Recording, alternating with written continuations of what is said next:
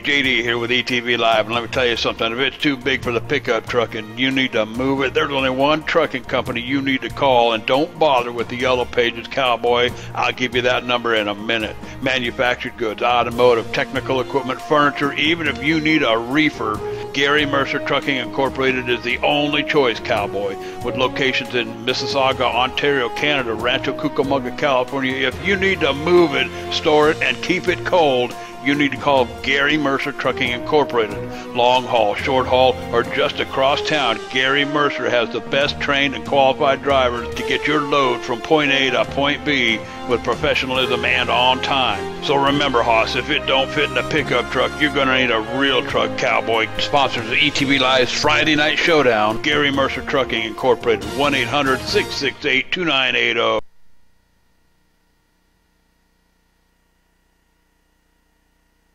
Hey guys, and welcome to the Friday Night Showdown. My name is Steven Esney. Alongside me tonight will be Kyle Peddle and Brendan Mercer as we head to the fast 1.5-mile track of Charlotte Motor Speedway. Kyle, what do you expect to happen here tonight? You're going to be expecting that there's going to be a nice clean racing going on. You're going to have to be careful of the draft. You got people that's going to be tucked up beneath you, and you're going to get pretty loose, so you're going to have to be careful with that. For the most part, it should be a clean race, and we're going to throw it over to Brendan, and he's going to take care of the points for us. Thanks, Kyle. All right, so we're looking at points here, and it's going to be a pretty close race coming into the last three races. We got Tyler D. Hudson. We're going to look at the 9 weeks, 3 drops. Tyler D. Hudson's got 258 points, and behind him is Brandon Jarrell and Ryan Luza. They're tied, 13 points behind. Sneaking kind of behind him is Anthony Kernick, and we got David Cater, Nick Sontner, and the rest of the top 10 there. And I think Steven and Kyle have a couple predictions here for everybody in the audience, so I'll hand it over to Steven there. Yeah, tonight I'm going to take my buddy Lee Heron to win tonight's race. I was talking to him earlier, and he seemed really confident about his setup, had a lot of speed in it. I think he's going to be one of the guys to beat tonight.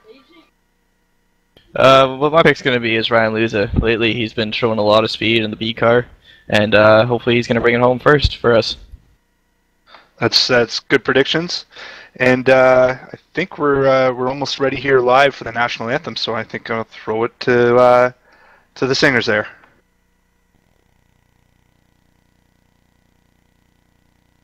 Oh, say, can you see by the dawn's early light what so proudly we hailed at the twilight's last gleaming, whose broad stripes and bright stars through the perilous fight o'er the ramparts we watched were so gallantly streaming,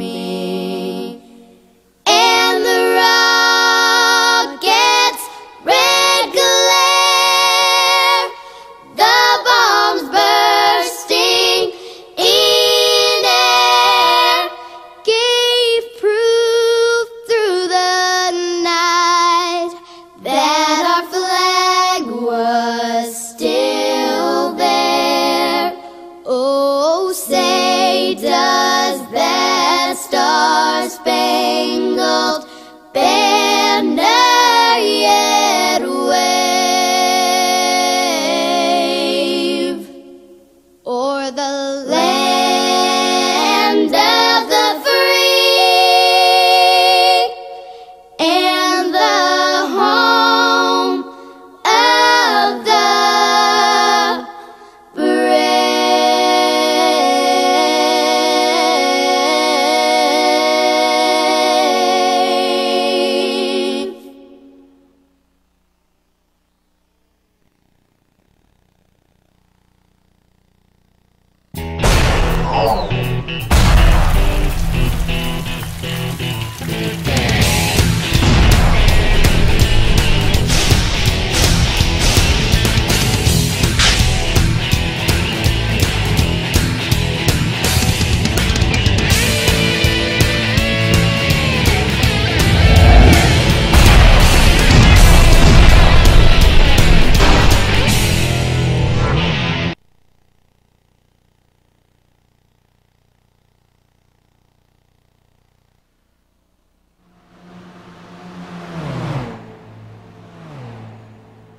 welcome back. And I've just finally loaded up into the server, and a lot of big names in this race tonight. Looking at the entry list right now, Brian Schoenberg, Michael Conti, Tyler Hudson, Nick Ottinger. So a lot of big names we don't usually see in this series. They're here to take the stage tonight.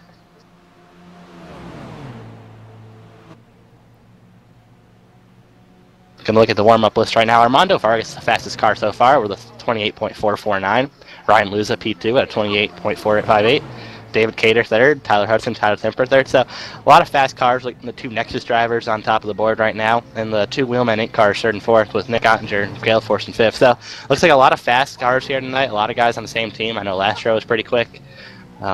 Should expect really fast things from J Show tonight. So it should be a great race.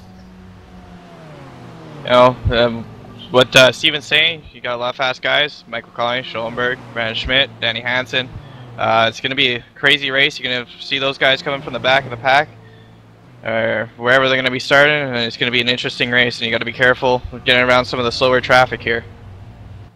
Yeah, definitely. So there's about a 3/10 of a difference between the qualifying times on the board. I know looks like Ryan Luza's on the pole, probably the fastest overall time for the week, like he's done about every week.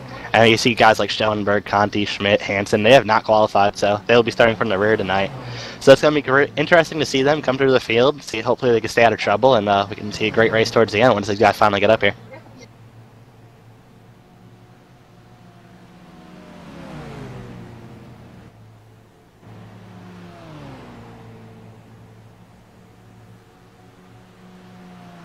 Just waiting for warm-up to round up here. We have about a minute left of that. Or not a minute, we're done that now actually, so we're going to get ready to take the grid soon. But really should be interesting to see these guys come through the field. Hopefully we can stay away from the ambulances tonight, as Adam Gilliland would say.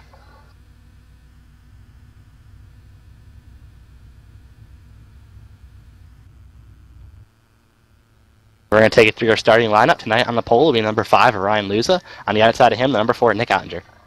Starting in the third position is going to be Chad J. Lofton, and to his outside in the 15 car is going to be Brandon Juro. Thomas Davis in the 17 rolls off 5th, and Greg McKinney on his outside in 6th. In 7th place, you got Tyler D. Hudson, and in 8th, you got Dustin Montgomery. In 9th place, another Will Menning car of David Cater, and outside of him, Armando Vargas. In 11th, you got Phil Jernings, and in 12th, you got Anthony Kernch. 13th will be Wes Weedman, and number 24, and 14th will be Matthew Wright. In the 15th spot, in car number 29 is Matthew Spangler, and in the 16th place, in car number 27 is Fernando Bento. Starting 17th will be Brian Day, and 18th, last guy to take qualifying tonight, Corey Henry. And starting in 19th is Brian Schoenberg, car number 1, and in 20th is car number 2, Michael Conti. Starting 21st will be Brandon Schmidt, and the J Show Motorsports driver, Danny Hansen, rolls off 22nd. Another Wheelman Inc. driver, and starting in the 23rd place is Josh Lofton. Starting 24th today is Malik Ray. My pick to win, Lee Heron, rolls off 25th. Outside of him, Kyle McCormick. And 27th is Clayton, and spot number 28, Charlie Foster. Didn't even pronounce Clayton's last name, Solovsky, I believe it is. And rounding out the field tonight will be Tyler Burgess in the 28, and outside of him, Casey Tucker in the number 30. Got a full field tonight of 30 cars. Should be really interesting to see how these guys how well prepared they are. A lot of close times in qualifying. The first 10 drivers to take time were inside the same 10th bracket, 600ths of a second. So should be really interesting to see these guys going. Hopefully we can avoid the ambulances, like I said earlier. Should be a great race. The pace car is now on the backstretch.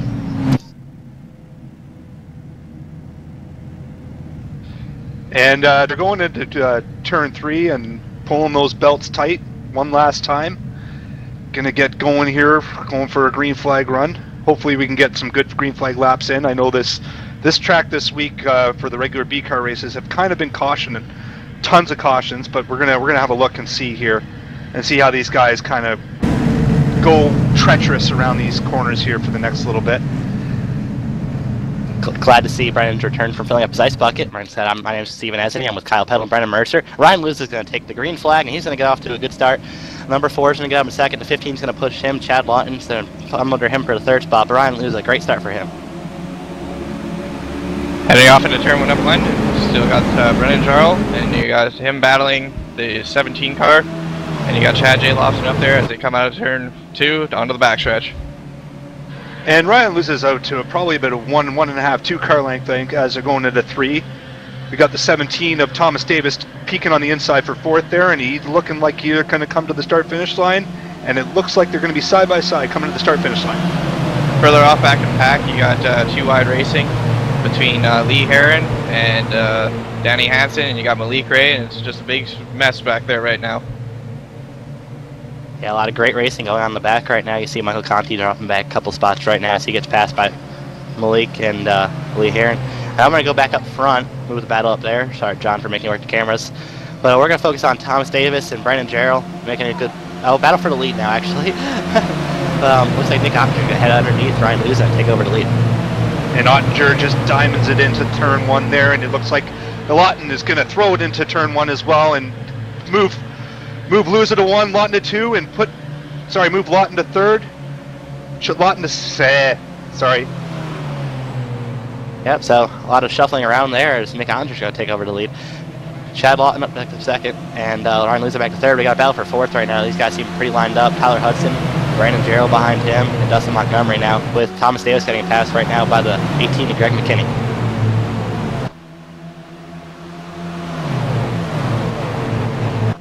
18's going to stay underneath him coming out of turn 2. 17's going to get the draft from the guys in front of him down the back stretch. He will not be able to clear McKinney. They're going to stay side by side as they head down to turn 3. As they're heading into front stretch, they're still all single file. Just a couple people racing back in front, but still up front is Nick Ottinger, followed by Chad J. Lofton and Ryan Luza. And then now we're going into turn 4 there. Turn 1, sorry. We got the 7 and the 5. They're kind of battling out with Tyler D. Hudson. And Dustin Montgomery kind of battling out there. And they're going into turn 3 here now. Brendan Jarrell making look to move underneath Dustin here. They're battling for 5th position on the track. It looks like Brendan Jarrell cannot clear the 7 car of Montgomery right now. They're still side by side as they head into turn 1. Great side by side racing by these two so far. And they are still side by side coming into turn 2. Down into the back stretch, still going side by side. There's a big train in behind them. 7, 15 in going into 3, still side by side. Yeah, you see these guys battle side by side as Dustin may be able to clear the 15 on the high side right now. He's going to clear him now as he's going to follow in the front. They lost a lot of time battling side by side as they got a long line behind them of cars, but those front 4 pulled about a second on these guys while they were battling side by side. And they're single file right now, pretty much all the way through the field. Pretty much the closest battle we got right now is between the 7 and the 15 of Montgomery and Jarrell as they go into turn 3 here. As they're going through turn 4 right now, it's all single file. A lot of drafting going on here. You got to be careful you don't cut that person that's all the way up in your back bumper. As we see Dustin Montgomery and Brandon Jarrell getting on top of each other. John, I just want to see if you can rewind back to lap 6. The 10 car, Danny Hansen, had some problems. He was running all by himself, and he actually hit the wall and spun it around. He has some significant damage in his car. He's out by himself right now, about 18 seconds behind the leader, and his car looks really broken. And I don't know what happened to Danny there. He's been having a pretty good run in iRacing pretty much, and pretty much is one of the biggest iRacing gainers in the last month. So we're going to have to go and check on Danny there. But we've got a pretty good battle here between the 6th and 10th here. We got Brandon Jarrell, Thomas Davis battling for the 6th position right now. Yeah, lots of great battling going on between the tail end of the top 10 right now. We saw Davis and Jarrell, they were battling with Montgomery. As these guys start closing on the front 4, those 4 are running single file, kind of basically drafting, as Kyle mentioned in the pre-race. These guys behind them starting to close up finally. The draft is super strong. As Kyle, you were talking about that earlier. Tell us a little bit more about the draft. Well, basically the draft going on is if guys further off in the back, sometimes what will happen is with the draft is they'll make you push the nose up the track, and if you have somebody right on your back bumper going into the corner or halfway through the corner, it can get you pretty loose and it can make you spin out if you're not ready or not prepared for it. And as a lower cost driver, I was racing a couple of these races earlier. I was feeling that big lift off from the back end.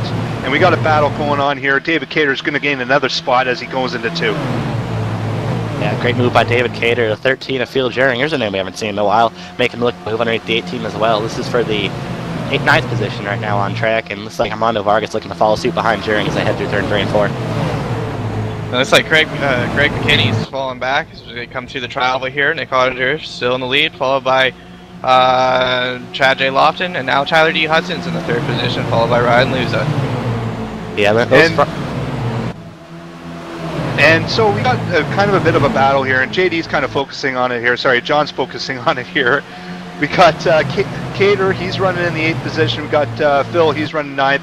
Mr. Vargas in his low Chevrolet, he's running 10. We got a caution on the course. 4 car is broke. He's stuck in the wall. We're going to go take a look at what happened here. Looking at it right now, it looks like Chad Lawton gets in the back of Nick Ottinger heading into turn 3, and that gets him sideways, and Nick looks like he was trying to save it and just overcorrected up into the wall. If Adam Gilliland were up here in the booth, I think he'd say Nick needed an ambulance for that hit.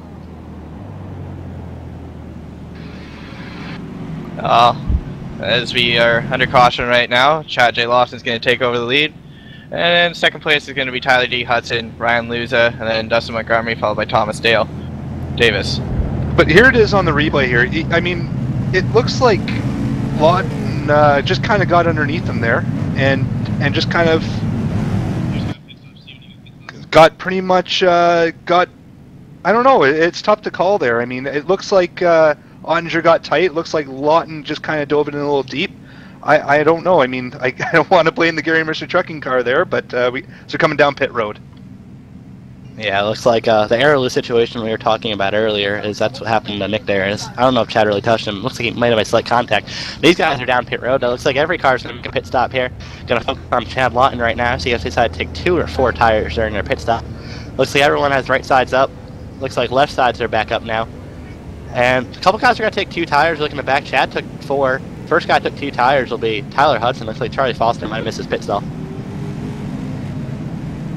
And they're still battling coming off pit road. And as we're kind of just kind of let this field reset, and we can kind of try and figure out who won the major battle off pit road here. Yeah, I'm looking back through here. Looks like Josh Lawton, the 11, was caught speeding on pit road. It's a tough break for him. It looked like he was starting to move through the field. Gonna go back and look up front here. And it looks to me like Charlie Foster is our new leader. I believe he missed his pit stall. Tyler Hudson took 2 tires. He's going to be in second. Ryan Luza, the first car off, was 4 in position number 3. And followed by Ryan Luza is going to be Chad J. Lofton, followed by the Brandon Joe, and then Dustin Montgomery, then followed by Thomas Davis, and then Phil Juring. David Cater comes off behind him. Armando Vargas follows him. Wes Weedman, the next car out. Brian Day, Larry McKinney, Matthew Wright, Fernando Bento, Malik Ray, Brandon Schmidt, Lee Heron, Corey Henry, Casey Tucker, Matthew Spangler, Anthony Kernick, Kyle McCormick, Clayton Stolowski, Brian Schoenberg, and Josh Lawton. Oh, Conti's going to pass Lawton, and then Josh Lawton. So that'll round out your field. You'd be surprised how much this draft affects cars. You'd be expecting people like Conti and Schoenberg who are going to be coming through the pack like gangbusters, but so far they've been stuck in the back of the pack trying to make their way through traffic and not having that much luck right now. Yeah, it looks like Conti actually just came down pit road again, so he's going to stay in his pit stall. It's like they might be starting off the handling of that car. We saw Hansen hit the wall earlier and get a lot of damage, so looks like Charlie Foster decided to come back down pit road after already missing his stall. Malik Ray down pit road as well again. Danny Hansen in. Looks like he's starting to pick some more damage. So those are the only guys that came in. I mean, Tyler Hudson's going to be your leader. Not sure. Ryan Luza will be in second on the race there. Chad Lawton third. So Hudson, interesting call to take 2 tires this early in the race. I think that might be a big thing to be out front. It might help his car handle a lot better. Yeah, but it's still interesting that people are taking 2 tires after 15 laps because that's a pretty big heat cycle for these guys here. As you can see that the lights are out on the pace car here. We've got 1 to green as they're going into turn 3. Yep, we'll come down to the green flag this time by. So we're going to see what Hudson can do out here on 2 tires. Should be interesting to see if he can hold on in front of these guys and keep his lead. He might have been struggling with a tight race car and probably elected to take 2 tires, but looks like the pace car is going to get ready to pull off here as we get out of turn 4. Pace car's off. Hudson bringing it down nice and slow. A lot slower than Luza did last time. Has not gone yet. And there he goes. Hudson with a big jump. He's going to restart the race, and the green flag's back out. As the first 5 or 6, 7 cars file into single file, and as further back it is double wide, about 4 rows deep. great battles going on right at the edge of the top 10 right now. Oh, we got blocking up from the 15. Looks like you might have thrown the block on Thomas Davis. He's going to go by Chad Lawton. They're going to be almost 3 wide as Thomas Davis backs out of it. So 2 wide. Brandon Gerald takes over 2 spots. The 6 of Lawton is going to be hung up on the outside with the 17 of Davis and the number 7 of Montgomery tucked in behind the 17. As you can see, going in turn number 1, Dustin Montgomery is all over the back of the 17 car. And he's got to be careful there. Because like I said earlier off in the broadcast, you got to be careful with the draft here. Yeah, the 17 to 7 are teammates, so I'm sure they're going to have team speed together and going to be careful about that. But right now, Hudson's able to hang on to the lead right now, and Luza, he's done a great job on 2 tires so far. We're going to see over the course of the next few laps if Luza can catch up, as the 15 looks like he smacked the wall at turn 4. Further back in the pack, you got Brandon Schmidt, Corey Henry, and Fernando Bento battling with each other. And as you see Lee Heron just drive it deep into the corner as they come off too onto the backstretch. Yeah, power move by Heron right there to get underneath Bento. Not going to be able to clear him down the backstretch though, as Bento has to run off the high side. He's going to drive it in deep again, right to Corey Henry's bumper. He's going to clear Fernando Bento. As we started looking at that battle with Lee Heron and Fernando Bento, it's pretty prominent here that Lee Heron's trying to march his way through the field from back where he started. He started back in the 25th position. He's already worked his way up to 15th. That's pretty good so far. And Lee's excellent. That's I believe it's one of our picks tonight. And Lee's going to be going into the tri-oval. They're all single file pretty much throughout the field here. It looks like everybody's kind of letting everything sort out here. Yeah, these guys are definitely trying to play it smart, trying to keep their cars clean. We already saw Ottinger. He's done for the night. So it definitely seems like these guys are trying to keep their cars clean. And Lee slowly marches his way to the front, like we said. He looks like he might be the biggest mover so far. But I like to point out the struggles right now of J-Show. Michael Conti and Brandon Schoenberg, we knew they'd be factors before the race started. Looks like the 1 and 2 are on 24th and 25th right now. And it's kind of weird that those 2 are kind of back there, because like they are a dominant force in the DWC. So I mean, don't you think it's kind of weird, guys, that they're back there? I mean, maybe they're not used to the B car. Yeah, I'm not really sure what's going on there right now. Their setup, you know, sometimes you hit on stuff, sometimes you don't, and they might just not hit on it this week. But I'm sure they're anticipating some trouble up front. They'll get the spots out of this. I know they're both great drivers. They'll be able to hang on and catch up by the end. I know they have to work on their sets, but I believe Nick Onder just joined us in the booth. Nick, how you doing? Oh, I'm doing fine. Car's not so good. Yeah, tell us what happened there in that incident with Chad Lawton. Well, I think we just had a little incident of being a little impatient there, but he was kind of riding me close. He was riding for a little bit. I guess I was getting a little free the longer we went, but I mean it was manageable. And I was arcing the corner, and he just kind of ran in there. I just overcorrected a little too much, and there was that catch springs. Well, it's a tough way to end your night. You look like you had one of the dominant cars here, one of the fastest cars, I should say, early on. Thank you for joining us up here, though. Sure, Stephen. I mean, we had a great car. I already knew we had a great car for the night's race, but you can have that in racing. Guys with big egos, I guess, who just want to keep talking. I guess they're just gonna race you a little different. All right, Nick, and who'd you like to thank for the great setup here tonight? Well, I figured out a little bit of a baseline about 2 days ago and ran that, and then just made a couple of tweaks before the race tonight, and she came to life on the long run when I did the test. But we'll come back here in Michigan. Maybe we'll race Chad Lawton a little different then. All right, Nick, thanks for joining us up here. Have a great rest of your night.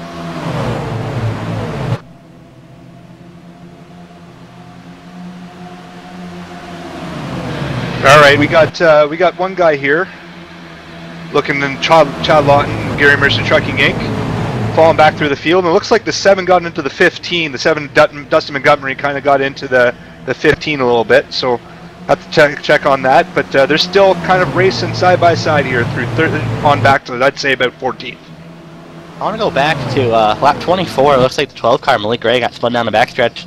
I'm looking at what happened myself. Looks like Anthony Kernick got loose at the wall. came down the 11, and Malik had nowhere to go and spun around. John, if you can cue that up on the replay, as we got a battle for the lead on track right now. As we go up right here, coming through the trial, well, Ryan Luza has been all over the back of Tyler D. Hudson for the last 5 or 6 laps. And after the mishap with Montgomery, they pulled themselves away from the pack. And we're going to see if Luza can have anything to do with Hudson. But you got to remember, too, that on that last pit stop, Hudson took 2 tires, while Luza is on 4. And as they come in turn 3 here, it looks like Luza is going to pull up to Tyler's Hudson. Now, this is kind of a bit of the championship battle here. Luza's 13 points behind Hudson, so this is going to be a big swing here if Luza can get around. It's going to put them up to about 9 points. Now Luza's going to get a good run into 1, but he's going to think better of it and kind of tuck in behind Hudson and going into 2. Yeah, it looks to me like Luza might have the faster car right now. I think he's trying to be patient. He saw what happened with Lawton and Ottinger there. I'm not going to blame anybody for that wreck. It looked to me like just a little air loose situation. It happens in racing. But it looks like Luza's trying to be a little patient, wait for Hudson to make a mistake, and he can capitalize here as he can get another run down the pile to turn 4. He's just not able to get underneath him yet, so he hasn't been able to make that pass, but he's definitely looking to make it. As they go off into turn 1 and 2, still Luza is trying to look away if he can get an advantage, see if he can get Hudson loose off the corner. And back in 3rd place, having a solid run today, that is David Cater. He's been making some noise today, started all the way back in the 9th position, he's all the way up to 3rd right now. David Cater, always a fan favorite amongst the iRacing personnel here, and he is making a great run. One of his, he's been having a couple of bad weeks over the last few weeks, but it seems like he's made a good swing to kind of get that petty scheme forward here. As we got Tyler Hudson and Ryan Luza still battling, and I want to ask you and Stephen and Kyle here. And it's maybe it's a bit of experience. Do you think maybe Ryan Luza, with Tyler Hudson's experience at DWC, Ryan Luza maybe doesn't know how to get around Tyler Hudson, and maybe Tyler's trying to put all the tricks in the book? Well, I think Tyler's running a really good line right now. He's not getting loose, kind of like Luza expecting him to, and that's really allowing him to carry a lot more speed than Luza's right now. Hudson's one of the best drivers on iRacing, and he knows what he's doing. It's going to be tough for Luza to get around him. I could battle with Hudson in the truck sometimes, and it's really tough to pass him. He's just one of the best out there right now. As David Cater's actually closing on these guys, like you mentioned before, he's having a really solid run. So I'm not sure if maybe Luza's car's a bit tight behind Hudson. That could be a reason why he hasn't been able to make the pass as well. Cater, I've always seen him in practice sessions, and every time I see Cater practice in the car, it's 30, 40, 50 laps runs. I mean, that's just pure experience, pure, I don't even know, talent, I would even say, that Cater can just kind of dial in that setup for the long run. He's got one of the best setups in the long run that I think, as they're kind of just, Luza's kind of losing ground here on Tyler Hudson, and Cater's kind of catching Luza here now, going into the start-finish line here now. Yeah, I've been looking at lap times, and it looked to me like David Cater's starting to close on these guys. Cater's 34 that lap to Hudson's 36 and Luza's 37, so Hudson ran a 35 behind him, Thomas David a 37, so Cater, the fastest car on track right now. He's been closing on these guys very fast, and just wanted to point out the 12 car of Malik Ray. He just took it behind the wall. Looks like his engine expired, so he's going to be done for the night. Further off in the back, going through turn 3 right now, you got Phil Turing battling the 16 car of, I'm sorry, that's the 15th car of Brandon. And Chad J. Lawson's going to look to capitalize and see if he can also get by Brandon here as they go off into turn 1. And Lawton took 4 tires there. I don't know, maybe he got a little bit of damage from Ottinger in that little incident, but they're still battling pretty good here. It looks like Ottinger's going to kind of pull up to Gerald, and looks like they're not going to be going into turn 3 here. Yeah, these 13 and the 15 have been battling pretty hard the last couple of laps. The 15 is going to clear them on the high side. It looks like it's really tough to pass on the bottom here so far. We've seen a lot of guys getting tight and having to back out of it without getting up into the car on the outside. So it's definitely going to see who's going to lose their patience late and maybe slide up into the car on the outside to make the pass. But looks like Brandon Gerald's going to hold on to that 7th spot for now. As Chad Lawton's going to get a run on the 13, but looks like he's not going to make a move down here in turn 3. He's going to stay in the line for now. I'll tell you what, we're going to go back up front here to look at the battle for the 3 cars right now, and David Cater's been absolutely flying. He's been about almost a 10th faster than these guys ahead of them. As Cater hits a 4:01, he's right there with Luza and Hudson. This is going to be interesting to see how this battle is going to go. And they're still battling. It looks like they're kind of spaced out. I would say probably Tyler Hudson 2 car lengths back, Ryan Luza 2 car lengths by David Cater. David Cater has really pulled up to these guys coming into 3. David Cater is there now. He's caught the front too. He's right on Ryan Luza's bumper now. To me, it looks like Luza might be a bit tight behind Hudson. That's why he hasn't been able to make a move. I think he really set his car to be out front. As I think in all the practice races he's done this week, he's been out front. He's been the dominant car I've seen this week. But right now he has a little challenge from Wheelman Inc. These guys look very fast. Everyone will keep up. Hudson out front. Take Cater up to third. Let's see if Cater's able to do anything with Luza now that he's got him. Now, we got a caution on the track here. Go back and see what happened here. It looks like the 30 cars are still wrecking. I see Casey Tucker sideways. Gonna have to take a look and see what happened. Looks like Tucker and Bento might have made some contact entering turn 1, and the 30 got turned around. So tough break for Casey Tucker. It doesn't look like he has a lot of damage, some significant damage, but he might be able to get that fixed. As looks like the 26 of Charlie Foster spun trying to avoid him, and Kyle McCormick tapped the wall as well trying to avoid him. You know, even though they still be big name drivers here, but like I said back in the last caution, Michael Connie and Schoenberg haven't been able to do much with racing here. They've been stuck in the back of the pack. They're still 23rd, 25th. And have been hovering around outside the top 20, which is very unusual for those guys. Yeah, unusual for these guys for sure. These guys are definitely ones that we expect to be up front. I'm sure this is a caution, a good break for them to be able to work on the car, hopefully make it better. I know these guys are definitely starting up front, not 25th spot. Looks like these guys are going to head down pit road right now. Hudson's going to lead the way down as we head into pit road. Coming down pit road, we got all coming down single file. So we're going to have a look and see what they can get. 4 tires and fuel, I'm sure, for all of them, as we're probably... I mean, we're going to be close to fuel mileage. I've been running this car this week. I've been getting 55 to 57 laps. And that's saving it. So I think we're going to have to see one more spot as they're coming into the pit stalls right now. Yeah, you never know if these guys can come in and top off on the 1 to green. We'll probably have another lap after this. They come in like at 41, 42. They can top off, might be able to stretch it the rest of the way. Right now I think it's a bit long at 62 laps, but 4 tires for everybody. Hudson's going to pull out of his box. Let's see if he can win the battle off pit road. Good stop for Ryan Luza. The battle between Hudson and Luza. Hudson's going to beat him off pit road, so Tyler Hudson wins the battle off pit road. He's going to be still remain your leader. Luza off in second, Cater off in third, and Wes Weedman comes off in fourth. You know, I was kind of hearing a little bit of chatter from Conti, and he's been telling us, and from what we've heard, is that his car is just not working the way he wants. He just came over sarcastically. He said, I need to put about 10 rounds of take 10 clicks of wedge out of it. So obviously his car is not handling the way he wants it to handle. And that's unfortunate, especially, I think you probably have to assume that Mr. Schoenberg and Mr. Connie are running the same setup. I mean, they just can't make the moves that they usually are accustomed to them making, which is kind of a shame. I mean, I want to see Connie, I want to see Schoenberg battling up front here, but right now we got a great battle. I mean, I can't wait for this to go back green. We got Cater, Luza, and Hudson battling here for the lead here as we're going to come to 2 to go this time by. Yeah, I'm sure we'll see some more cars up here as the race goes on, as we see Wes Wheaton coming out in fourth. So it's a name we haven't seen up front yet today. And like we mentioned, Conti, he ran series last week. He ran top 5 most of the race, got involved in an incident with Lee Heron towards the end. Schoenberg's not a name we usually see here, so I was surprised to see them in the entry list when I first joined, but definitely expected them to be running better than they are right now. We know Danny Hansen, he's running back there as well. All of them outside of the top 20, so hopefully these guys can get it together and maybe come up to the front by the time this race is over. You know, you still got the regular name guys up front like Hudson and Luza and Cater, but then you got some of the more interesting guys that you haven't seen so much this year. You got Thomas Davis, you got Phil Juring, Ryan Day, Greg McKinney. They're all looking good, all inside the top 10, top 15, and looking to have a good run here today at Charlotte.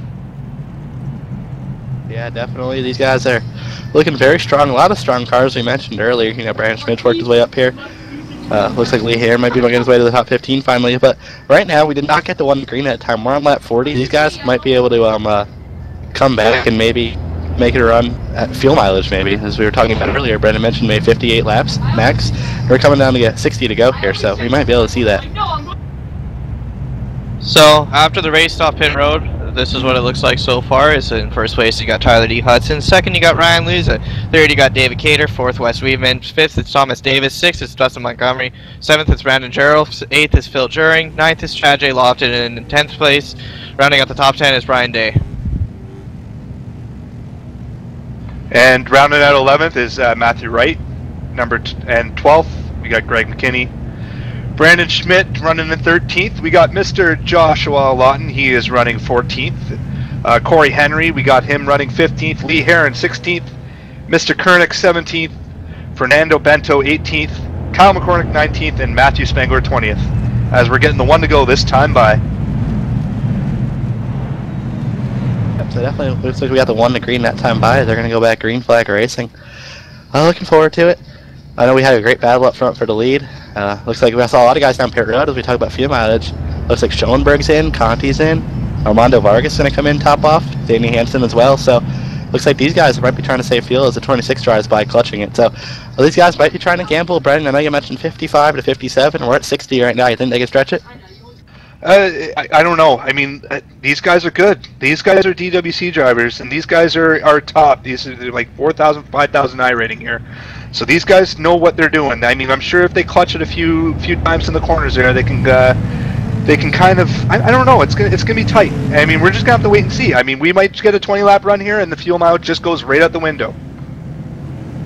Yeah, it's always a risk when you try to gamble on fuel mileage. You know, the caution might come out and your whole plan's gone. So we'll see how it goes. We're getting ready to head back green flag racing now. As Tyler D. Hudson's going to lead him down here, 55 miles an hour, and the green flag is out, and Hudson gets a great start. Man, that was a good start from Hudson. Luza pulls just in front of Cater's front bumper there as they're kind of. I don't know if Cater seemed like he might be a little upset on there as they're kind of just single file all the way through 5th. Cater all over Luza's bumper through turns 1 and 2 right now. He might not have been unhappy with that shot move. He's going to head underneath Ryan Luza now, trying to go over the second position down the backstretch. Here comes Cater on the inside as we head down in turn 3. As we're going through turn 3, Hudson still leads, but David Cater and Ryan Luza makes the pass on the outside, which is still very difficult to do here, but when you got fresh tires, you feel like Superman on the outside sometimes. And that's the thing I noticed this week too, was that outside line works for 1 or 2 laps, but it falls off quick once those tires fall off.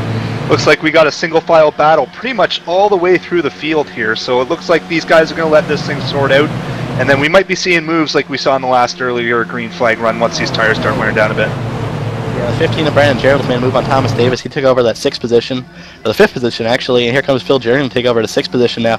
So Thomas Davis loses 2 spots at 1 turn right there as Jerring's not going to be able to complete the pass, but yes, he will. So Jerring now in the 6th position. Further back in the back behind those guys, you got Brandon Schmidt, Matthew Wright 2, and Corey Henry battling with each other for the top, for about 11th position, top 10 here, as they're looking to go 3 wide. Man, it's dicey around here sometimes. And I think they thought better of it, and we got still kind of a 2-wide battle here. And then you're going to see that outside line fall off once those tires kind of wear out. But it looks like that 9 of Brandon Schmidt just knows how to work that outside line as they're kind of side by side going into 1. Yeah, it looks like a train on the inside. Corey Henry, Josh Lawton, Lee Heron. The 24, Matthew Wright, going to make a move underneath Lee now as Lee's running a very low line and try to keep him from getting under him there. They're all trying to get by Schmidt here, and Schmidt seems to hold them up. They're starting to lose the train out in front of them. They're all single file. These guys are battling hard, and you've seen the gap that Chad Lawton has on Corey Henry now. That's almost a good second already.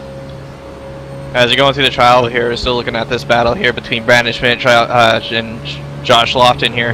Brandon Schmidt's trying to get down, trying to find a hole here to get down, but if he can't find it, it's going to be marching to the back of the pack here. As he does find a hole and get down. And there's that outside line I was talking about there. It just doesn't kind of work, but it looks like we might see a little bit of a train here now on the 20 of Corey Henry. It looks like that Brandon Schmidt's got that down there on the white line, that where he needs it to be, as the 24 of Matthew Wright just kind of got mega loose coming off the floor there. Yeah, he almost hit the wall, and that was almost bad as he almost came back down into the 25. Great job keeping it off the 25, Brian Day. That could have been big trouble there, right in the middle of the pack. But it looks like Josh Lawton going to make a move under Corey Henry now. Matthew Wright on the outside of Lee Heron. So a lot of great battles here going on about right outside of the top 10. Back up front, nothing's really changed much. It's Ryan Hudson in first, followed by Ryan Luza, David Cater, and Wes Wyman. And rounding out the top 5 is Dustin Montgomery. And they're still nicing up there, going into turn 1. And oh geez, good save there. Good save by Corey Henry there. Just kind of hoping that outside line's working for him. But like I was saying, that outside line falls off. You can hold it for 1 or 2 laps, but it just kind of falls crazy off there as we kind of got them all single file now. They can kind of get it sorted out. Ooh, little bump and run there by Corey Henry, and we got a wreck down the front stretch there. Big junk. Yeah, we got a big wreck. A lot of guys going into the grass to avoid it there. Looks like the 20 and the 25 are battling hard, and they both got extremely loose up off turn 4. We have to go back to the how 25 got really loose and kind of hooked the 20, and they went head on to the wall. Big look by both of those drivers. If you guys could hear this broadcast, Ryan Schoenberg had a one for the fans moment. He gets super excited when he sees a wreck, unfortunately, and he was screaming big crash. Quite a shame.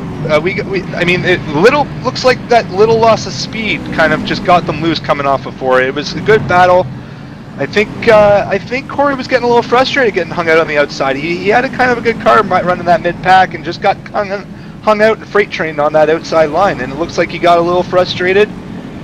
Dove it a little bit too deep onto the 25 of Brian Day, and it looks like that's just kind of what happened. They just kind of got loose coming off the corner. Brian actually had some damage before that, but as Kyle said before, but yeah, definitely a big wreck. Looks like the 24 was involved. He has heavy damage to his machine. Go back and see what else is involved. So a lot of guys avoided through the grass. Looks like Lee Harris may have some damage. The 20 and the 25. The 25 flipped over. So the 25, 2 hard hits in a row. He took a big hit last week, and looks like these guys are going to start heading down pit road.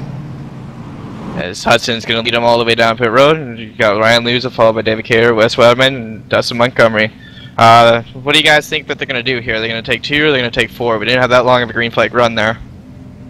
I think we're going to have to wait and see here. I mean, here we go. We got Hudson's wheels are going up right now.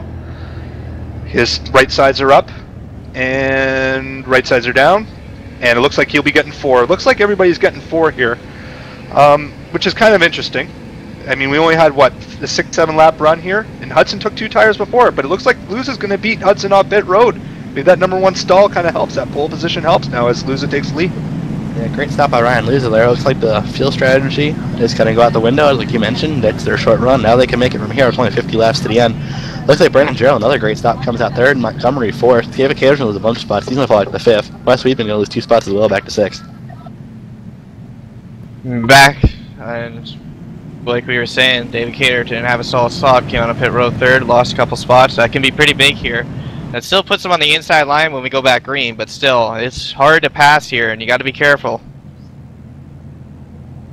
And that's it. I think that's the case in point right there. I mean, I think a couple guys took 2, but I think the top 2 guys here, they're gonna kind of see how it works out. I mean, we've had a great battle between the 2 of them, and now Cater's back in 5th, so we're gonna have to have a look and see here.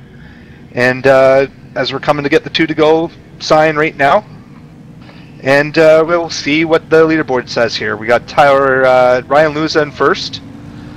Followed by Tyler Hudson, and we got Brandon Jarrell, Dustin Montgomery, David Cater, Wes Weidman, Thomas Davis, Phil During, Joshua Lawton, and Chad Lawton, the brothers, rounding out your top 10. Yep, and right before we go back green here, we got some time, so we're going to step away and take a commercial break, and we'll be back to the last 50 laps of green flag action. Well, hopefully green flag, but the last laps of racing action.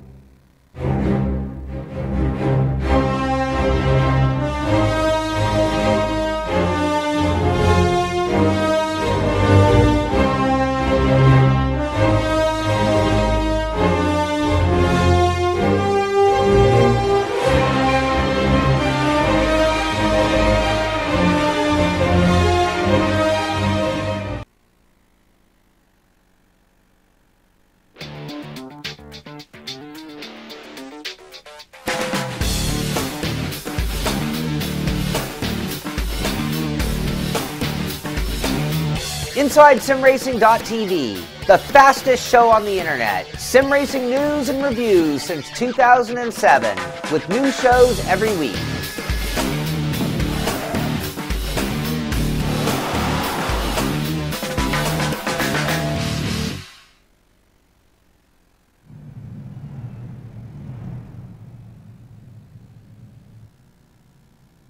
Welcome back. We're on the 1 in the green right now. Pace lights are off, so Ryan Lewis is going to ready to take us back green this time by. The field's all sorted out. We're ready for about 47 laps once we go back green. Should be exciting. Well, hopefully, if the first half of this race has been any indication, you'll have to hold on to your hats because this is going to be crazy. There's been a lot of good green flag action around the track, not too many cautions. Everybody's been sort of giving each other space. You got the odd times so that people are on top of each other, but tempers are going to get they're going to get boiled as we get closer to the end of this race. Going into 3, lights are off on the pace car, tensions are rising. We got probably about 46 laps to go here. And I'm sure that we're going to see another great battle up here in front as they're all putting it in gear as we hear those engines rev up. And I'll hand it over to Steven to call the start here. Yep, getting ready to come off turn 4. The pace car is going to pull off down pit road here. Ryan Lewis out front. He's going to wait on a little while before he goes. There he goes. Ryan Lewis gets a good jump. The 15's going to get a great jump as well. He's going to pass Hudson. Great start by both those guys from Nexus Esports. We got the top 3 guys battling out here in the points. This is how this B car is running. We got the top 3 guys in standings right now. 1, 2, 3.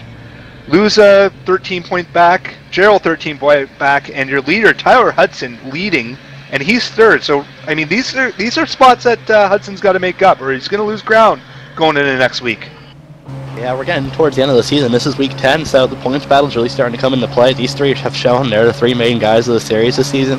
I know Luza's missed some races, Hudson missed some races, and Gerald's been very consistent, but Luza and Hudson seem to run very well and finish top 3 whenever they do run. So that's kind of like a consistency versus winning battle between these 3 right now. As you got a battle for the lead right now, Brandon Jarl is going to go underneath Ryan Luzi here, and he's going to take over the first position.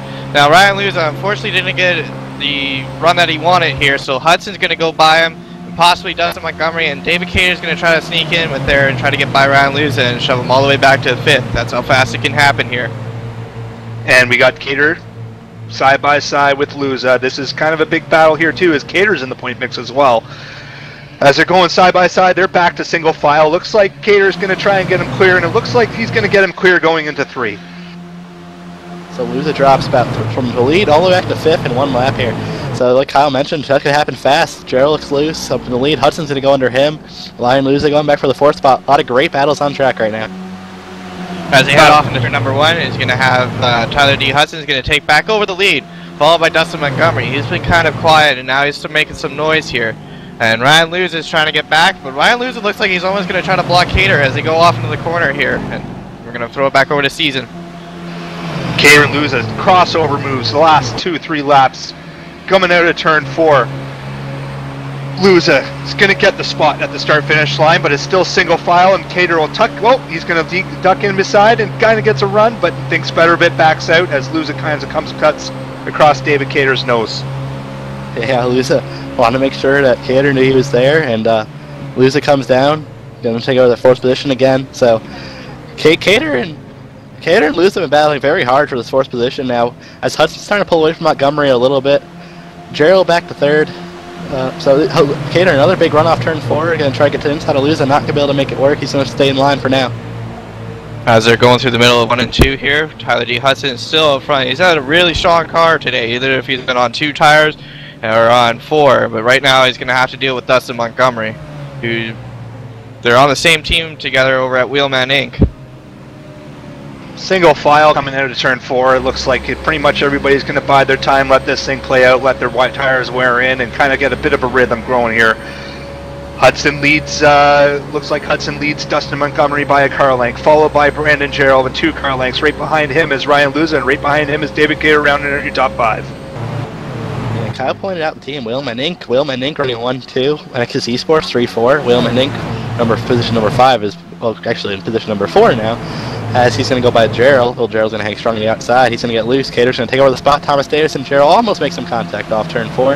Thomas Davis, I believe, is running the Wheelman Inc. setup as well. So the top 6 guys all on a few different teams, basically the same setup. It's Phil Juring, the oddball out here. He's going to take over, or try to take over the 6th spot from Brandon Gerald. Like I said earlier, if you get shuffled out onto the outside, you go backwards in a hurry, as Phil Juring and Brandon Gerald are not giving each other absolutely any room. Gerald's going to go back, further back. He's going to see if he's going to get behind Phil, and he will. But further back, he got Josh Lofton and Wes Weidman going at each other side by side. Joshua Lawton right beside that 8 car of Wes Weidman as they go into turn 1 here. Lawton throws it in deep, but it looks like he's going to not get that run off that corner as Wes is going to get that better run off that corner. Joshua Lawton's brother Chad, the Gary Mercer Trucking Inc. Incorporated car, running 10th place here, is going to kind of tuck in behind Joshua, see if he can get his brother loose as they go into the start-finish line here. Brendan always has to throw out his company name out there and make sure we know it's there. Once again, the CTV Friday Night Showdown brought to you by Barry Mercer Trucking. Josh Lawton went to the outside of the 8 car before in turns 3 and 4. Did not make it stick. He's lost his spot to West now. So the outside line still not working as Chad's going to get a run on Josh now. He's going to take it down underneath him for the 8th position now. As we go back up to the front of the pack here, we got Hudson and Montgomery just racing each other extremely hard. Montgomery is all over the back of Hudson as he's giving him a bump down the front straightaway here. We're going to see if Montgomery's going to make a move going into turn 1. Unfortunately not. He's going to stay on the back bumper of Hudson, going to see if he can get him loose off the corner and make the run. And caution on the Speedway right now. We're going to have a look here, and nothing with the front runners as we can tell. So we'll have to get JD, eyes are in the sky here to see what the hell happened on the track here. Looking to me like the 24 was sideways, was broken on the front stretch, clipped the grass and spun around. I'm not sure if that's the caution. He was in the grass, so I got to see if there's anyone else that maybe spun around or anything. I don't see anybody, so I'm not sure what the caution was for. It looks like the 24 of Matthew Wright. It looks to me like he was off the track, though. I'm not sure why they threw a caution for that. Maybe it must have been some debris on the track. Yeah, and I don't know. I mean, iRacing's the standards for caution. That's usually not one for caution. So I'm not sure if what the friggin' hell happened here to that guy. And I don't know. Matthew Wright's kind of been up in there in the points too. He had a good bit of a contention last season, I should say, and I'm not sure he's having that great of a season this time of the season. This season he was running up in the top 3, and now he's kind of fallen off. I don't know if that's with Tyler and Ryan Luza and David Cater having such great runs, but as we're coming down pit road, coming down right now. Yeah, not exactly sure what happened to Matthew Wright. He's been really strong last season. He seemed to fall off a lot last season. You know, Kyle, another reason why the caution might come out, there might have been an ambulance parked on the track still from the last incident, so you never know. We've had that happen in NASCAR before. These guys are going to head down their pit stall. The 3 car Tyler Hudson's going to hit a stall. It's like one car might have stayed out on track. Not sure who that is. It's like the one of Brian Schoenberg.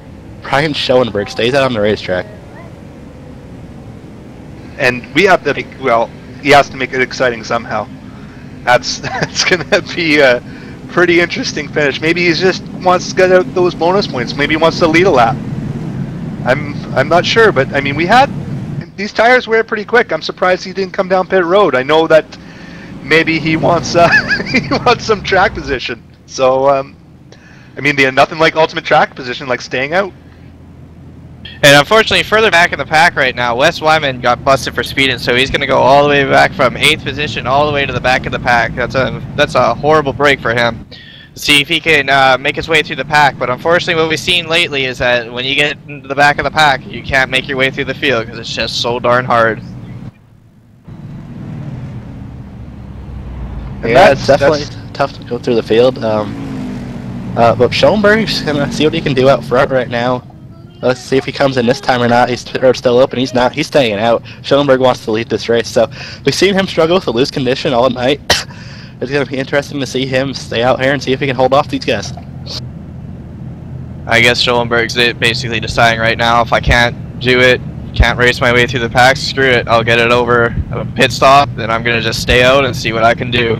I got nothing to lose right now. And this might pay off. This might be one of those great Brian Schoenberg pull-off moves here that we've seen him do so many times in DWC. So let's see here. Let's hopefully that those tires held up. He doesn't lose too much time. Get some track position, a quick caution, which I'm sure he's betting on, and gets him that good track position.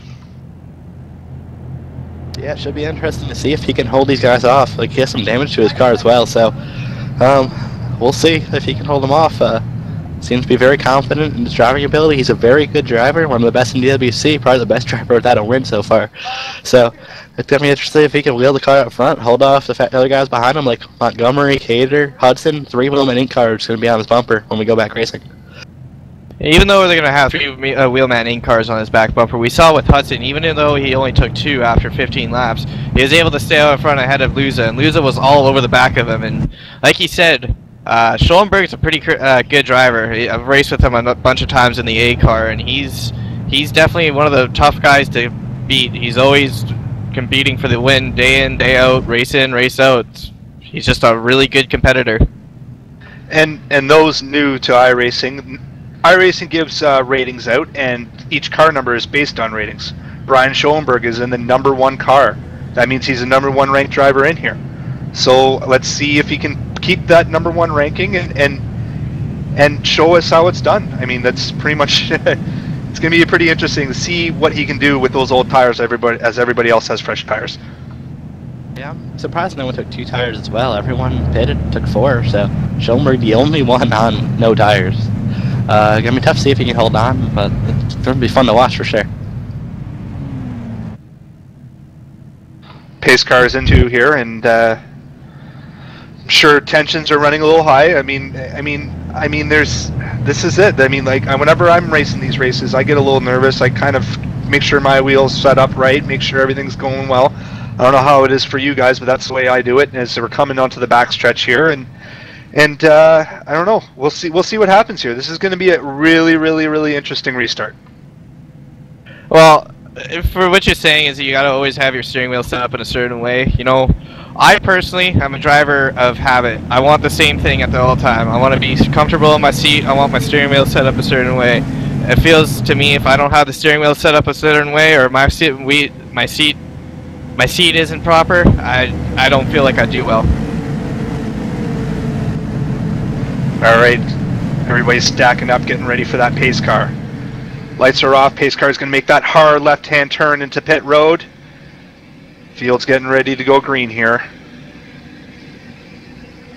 Getting ready, and Schollenberg jumps. Hudson stays on the outside. David Cater looking on the inside. Dustin Montgomery pulls inside, and whoa, they almost went 3 wide here as they're going into turn. We got Brian Schollenberg, great restart. Dustin Montgomery, David Cater pulls in the 3rd, Hudson 4th. Here comes Montgomery. He's going to go underneath Schollenberg, so Schollenberg going to lose the lead in turn 3 already. Dustin Montgomery makes the pass. Schollenberg up high. Oh, Hudson sideways in the back. He's going to hang on to it. What a save by Tyler Hudson. They're going to stack up behind him now. Lee Heron's going to go 3 wide up top. Josh Lawton, no, he's going to think better of it and fall back in line. But great save by Hudson. This is going to cost him about 8 positions on the racetrack. I've been watching Luza throughout this race, and he's definitely a hard competitor, but sometimes a hard competitor can get you wrecked, and he's been throwing the moves and the blocks on Phil Juring and a couple other people throughout this race, and it almost bit him there, and it almost took him and Tyler Hudson out. Yeah. And we got a big wreck on turn 4, coming out of 4. Oh, Lawton's on his lid. Big crash indeed. Here comes Corey Henry sliding into it, almost hits the 30 car. I know I can see what happened, but Chad Lawton, big hit for him. Looks to me like he entered high, tried to chop down the 9 of Brandon Schmidt, and he was not clear and just hit the wall and hit the inside wall, and a big hit for Chad Lawton. Oh, we were talking about earlier how Brian Schollenberg wanted an early caution. Well, he got his wish there. I'm going to see, though, but that wasn't that long of a run, so not sure how many people are going to come down. But also, too, temperatures are starting to boil now, getting down to the closing laps, under 30 to go. Looking at this replay here, it's almost vice versa what happened with Ottinger and Lawton earlier in the race. It looks like Lawton kind of got loose a little bit and coming into 3, and the 9 of Brandon Schmidt was there and just kind of came down. Schmidt came up, and then we got a bit of a wreck coming out of 4. Yeah, it was a big wreck for Lawton. Looks like he's the only car with significant damage out of that. Looks like he's going to be done for the night. So, hard hit for Chad. I'm not sure if he's going to need an ambulance for that one. But, yeah. And I'm going to plug the sponsor here. And we're going to get Gary Mercer Trucking, kind of get Chad's car, who is sponsored by Gary Mercer Trucking. We're going to get get him a free ride back to the shop, get that thing fixed, and hopefully we can get him back out for Tuesday's race there at Homestead. Yeah, that's a good break for Chad. Don't have to pay for the towing fee. So I mean, if any other great cars there, they should look into that. Maybe you can get them a free ride back as well. Hey, when you're sponsored by a trucking company, there's tons of free rides there for you. Definitely so. Chad's gonna take advantage of that one here, because that might be expensive to haul back after all the damage done to that machine. But looks like a lot of guys are gonna stay out here. Got Brian Schoenberg's one of them. He's gonna stay out. He's back in the 5th position now, so he lost 4 spots. Montgomery and Cater the front two. So it'll be interesting to see if Tyler Hudson, the fastest car all night, can work his way back through the field. Now, basically, Brian Schoenberg at this point is dug in his grave. He's basically said, you know, I can't make these spots up, so screw it. I'm gonna go up. But unfortunately, with Hudson, what happened with him and Luza, he had a tough break. He's all the way back to the 9th, and he's been dominating this race all night. So, like Steven said, we're gonna see if he can work his way through traffic, make him way back up to the front. It's always been, the further up you get up in these big split races, the harder it is to pass the competition because they don't want to let you by. Well, this is huge for the points. This right here, this catches loses up right now. I mean, it's pretty plain and simple right there. I mean, Luza is 9th. Luza is 3rd. Hudson's 9th. That's 6 points. That's 7 points coming into week 11 right now. They finished that way. Now I know Tyler Hudson, and I've seen him race all friggin' for the last 10 weeks, and I'll tell you right now, there's no way this guy's going to finish 9th. Tyler's definitely a great competitor. He's going to be digging through the field. We saw him in a lot of different races this season, and every race he does, he might be mid-pack, but he's not going to finish there. He's definitely going to find a way to get back to the top 5 at least. We're going to go back up, and it's just going to be Dustin Montgomery first, and David Cater second, and Ryan Luza in third, and then it's going to be followed by Phil Juring in 4th, Brian Schoenberg in 5th, Thomas Davis 6th, Brandon Jarrell 7th, Joshua Lofton in 8th, Tyler Hudson 9th, rounding out the top 10, Fernando Bento. He's been having a solid night tonight. Lee Herons 11th, Brandon Schmidt in the 9 car. He's running 12th. We got Armando Vargas. He's running 13th. Greg McKinney 14th. Clayton Klaveski. He's running 15th. Charlie Foster in the 26th. He's running 16th. Wes Wyman running up there in the top 5 earlier. He's fallen back to 17th. Anthony Kernick, who's also in the points battle, he's running 18th. Danny Hansen, the hottest driver in iRacing right now, he's running 19th. And Matthew Spangler runs out your 20 as we're going into turn 3 here for the restart. Yeah, we're on the 1 to green now. These guys double file through the field. Oh, we're not 1 to green. We're 2 to green, Brennan. So had me worried there for a minute. So this car still has the lights on right now, but looking forward to getting back green flag racing here. We're gonna have 25 to go, so basically a shootout now. Yeah, and sometimes you got to give some love to the guys in the back. Unfortunately, Tyler Burgess didn't have a good day. Neither has Nick Ollinger, Malik Ray, Brian Day, Matthew Wright, or Casey Tucker. Unfortunately, and now Chad J. Lofton and Corey Henry are both multiple laps down. You know, these guys try to prepare for this type of racing all week long, and unfortunately, you get one bad thing happens to you, and boom, your race is done. I apologize, fellas. The lights are now on the pace car. I gotta check my my glasses there. Maybe I gotta reach for another one in the ice bucket here, as we're coming to 1 to green. As we're coming to 1 to green, and coming into turn 1. It looks like we're gonna have another good battle here. Hopefully, we can see this thing finish at a green. That's what we want ideally. Now, are we gonna finish this thing under green? I highly doubt it. I can guarantee we won't using this series here. It's had a lot of cautions in some of these races. Some of them are very clean. We saw Talladega went caution free. I know your Mr. Trucking car won that race. I'm sure you had a free ride on the victory lane back home though. But with this race, it's definitely been an intense race. Had a lot of almost wrecking, a lot of great racing. So we're gonna try to close this thing out with a great 25 laps to close it out. As the pace car is going into turn 3 here, lights are out on the pace car. We're going to go green this time by. Dustin Montgomery is going to lead him down. And we're going to see. We're going to have under 25 laps to go. It's going to be a dogfight from here on out. There's going to be no space. You get a run on somebody, you stick your nose in there. They don't like it, too bad. It's game on now. As the pace car pulls off. And green flag. Dustin Montgomery got a good jump there. 13 is just on David Cater's bumper there. He's going to try and get him loose going into 1 here, but we'll see. David Cater, with his great experience of this car, is just going to get that kind of edge, just kind of pull that 14 car away from Phil Uring going out into the backstretch here. Coming into three. Earlier. Sorry, Brian. Justin Montgomery, still later. David Cater closed up on a little bit down the backstretch. The draft we were talking about earlier, he kind of closed up about a tenth or two down the backstretch. So the 13 staying behind the 14, tucked right up underneath them. They're making some good time as they start reeling the 7 car. Further off back in the pack, Fernando Bento came off 4 and he came out a little too wide and he got into the outside wall pretty hard there. He's falling back. He's falling like a stone right now. It was a pretty hard hit. Fernando Bento side by side with Armando Vargas going into 3 here. He's trying to gather that thing up. It looks like he's just trying to get lap sale done. Side by side now with looks like Greg McKinney making a great run here as well too in that flashy 18 car as they're going into 1.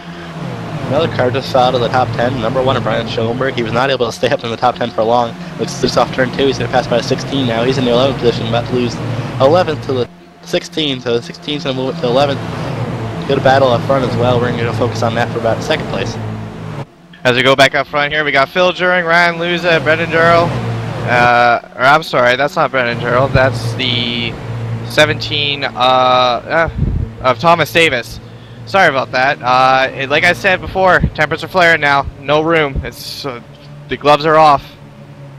Now, like I was talking about before, points are huge here. So I mean, it's only 13 points. So Ryan Luz has got to kind of get as far away as he can from Hudson as he can. We are coming to the start-finish line. We've got side by side with Phil Uring and Thomas Davis going into 1. These guys are racing really close, really aggressively right now. We see no space really given. Lose a force winner to 13. Thomas Davis going to clear to 13 as well. So Justin's checked out to about a half-second lead right now on Ryan Luza. Luza's gapped himself from the 17 a little bit as well. Thomas Davis, impressive run by him so far. He's moved up to the 3rd position. As they're coming into the trial here, Dustin Montgomery still leading the way. Ryan Luza has got still a really fast car, but they're battling really hard for trying to get into that top 5. As Tyler D. Hudson goes underneath Josh Lofton here, looking to pick off another spot.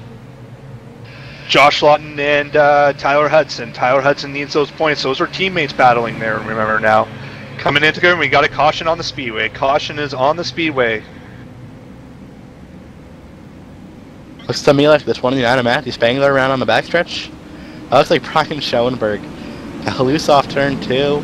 Was trying to hang it, hooked the 29 in the right rear, and the 29 took a big lick. Looks like the 21 might have blinked through him a little bit, but heavy damage to the 29 machine.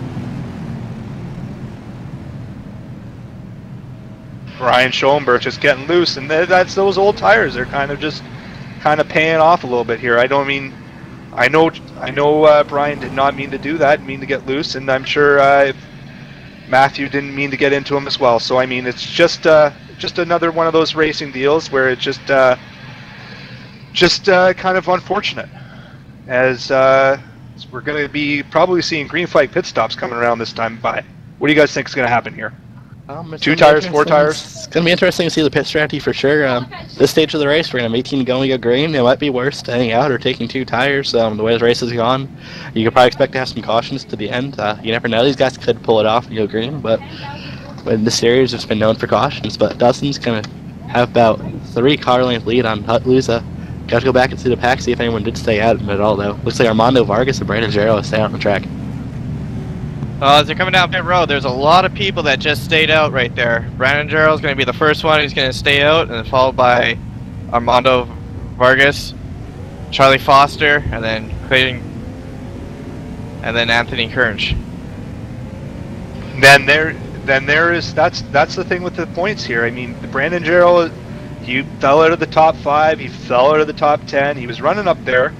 But, I mean, maybe this is a bit of a desperation move, trying to get those points. 13 points, this is huge. As of right now, Brandon Jarrell were to win this race, Tyler Hudson coming off pit road, probably around 12th. We're probably going to see Jarrell, the points leader, as they run right now, which is kind of interesting. I mean, it's not that last race where you have to make that desperation move. I mean, maybe Jarrell wants to make those points happen now. Yeah, but I'm going to put another car that stayed out. The car we just saw cause that last incident, Brian Schoenberg. So Schoenberg stays out yet again. He has not pitted since about lap 50, I believe, so his tires are extremely old. It's going to be interesting to see him try to hold off. He's got fresh tires behind him like Luza and Montgomery and Davis and Gator and Lawton. Oh, Schoenberg's got nothing to lose right now. He's not in the points battle. He's just kind of doing this for fun, so it's unfortunate, but he's got nothing to lose, so it should be a fun time watching him race. Now I know this is kind of like your, this is kind of like the actual nationwide series for these DWC drivers, not really caring about points, trying to go for that win. It's steering wheel or the trophy, as the famous saying goes. So maybe he just wants those. Maybe he wants that trophy. It's one of those things there. I mean, like, and now Tyler Hudson. I know he's in the points battle, but this is off. This is also off season for DWC. So I'm sure he's kind of been focused on running this car and trying to get that points win for this nationwide car. Hudson's a driver we always see in the truck and nationwide car racing a lot in these two series. He enjoys racing a lot, and these are the B car and this truck are two things he races a lot more in the Cup car. So we've seen him here basically every season, run some races, but this is the highest he's been in the points. And this is it. I mean, like, Tyler Hudson has missed 3 weeks already, so I mean, there's no margin for error for him here. He has to get points. Whereas Gerald is pretty much he's got all his points, so I'm kind of curious about Gerald's move here, but we're gonna have to see what happens here. I mean, it's gonna be pretty interesting to see what happens with these guys up front. Got Gerald, Vargas, Foster, Kovlovsky, and Kernick and Schoenberg all staying out. So it'll be interesting to see what Luza can do with these guys too, and if they can get around them that quick. For the people that are new here at iRacing and they don't understand what we're talking about with the point system, basically the ABC series, we have a 12-week schedule, and out of those 12 weeks, only 8 weeks count, so only you get 4 drops. So say you go into a race and you have a really bad day and you come home and 20th and you get 54 points, well, that doesn't affect your point totals at the end. But also too, this as well, there's also a special prize for Friday night races as well. With strength of field races and everything else in the field, they also get points. It's called the Gary Mercer Trucking Championship, presented by ETV Live, and everybody gets points as well for that as well, running just specifically on this time slot on Friday nights. $80 to the first prize, second prize is $40, and so on and so on. So also you got to remember too that it's not just this one. It's just this one race too. It's kind of got emphasis here as we kind of get the one to go here.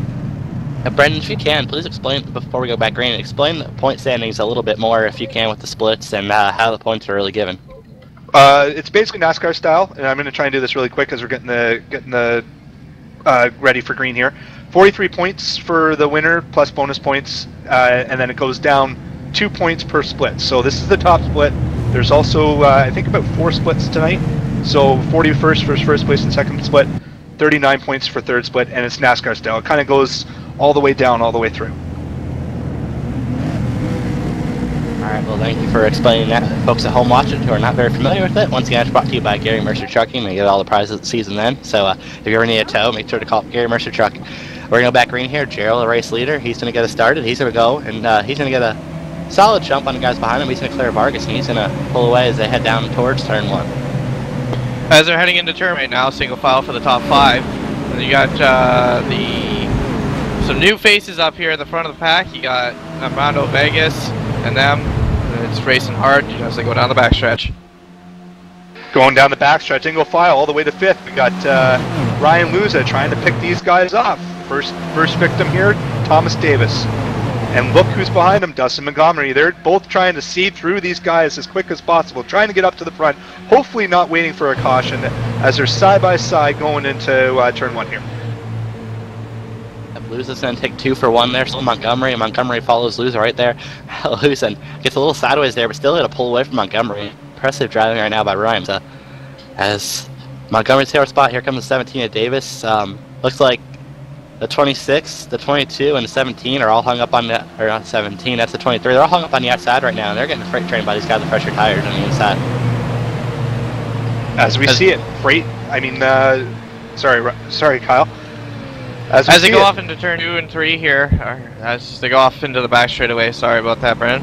But You got to be careful here for the guys who got 4 tires coming around these guys with no tires here. As Luz is still taking off another victim here in the 16 of Armando, and he's going to come up on the back of Brandon. I guess these guys were hoping for another caution here as we're almost inside 10 to go. 13 to go this time by as we're kind of working it away here. And Ryan Luza takes the lead pretty single-handed. Armando Vargas is trying to steal that second spot, but he'll have, looks like, oh, we got caution on the Speedway, try and find it. Looks like we got Kyle McCormick around, and that's all I see right now. And Lee Heron also around. Looks like Kyle McCormick got in the back of the 8-car Wes Weedman. Michael Conti got in the back of him and nowhere to go. And looks like Heron in the 21, Heron had nowhere to go. Looks like Heron got hit in the back by the, I can't see what car number that is. It looks like the 13 of Phil didn't check up for the lyric, and 19 and the 21 both on. So I picked Lee Heron, not the night I was hoping he'd have, or the night he was hoping he'd have. He looks like he might be done here. All right, so Biz guys, what do you do?